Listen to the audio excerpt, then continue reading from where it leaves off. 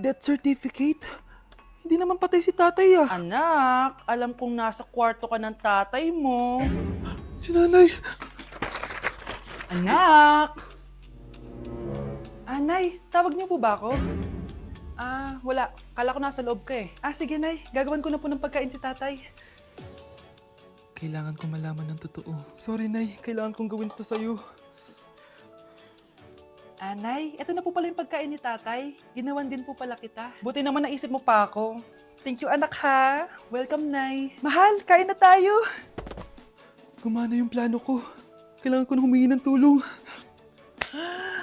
Ang galing mo din, Scarlett, no? Pero mas magaling ako. Nay, hindi ka nahimatay? Anong akala mo sa akin? Tanga? Inamoy ko yung pagkain na binigay mo sa akin.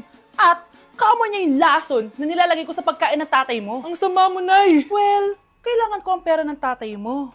Inasawa ko lang naman yan kasi mayaman siya. Ipapakulong kita sa ginawa mo kay tatay! Sa tingin mo maniniwala sa'yo ang mga pulis? May CCTV tayo sa bahay. Kitang-kita dyan na ikaw ang gumagawa ng pagkain ng tatay mo. Kanina pa nasa kulang mga pulis. At naririnig nila lahat ng sinasabi mo. Mga pulis? Nasaan na siya?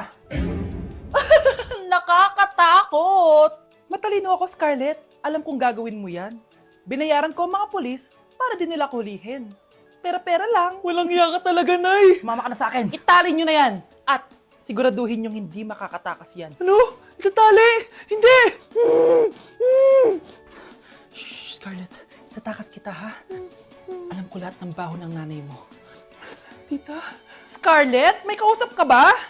nandiyan na si nanay. Bilisan mo! Paparating na siya. Bibilisan ko na.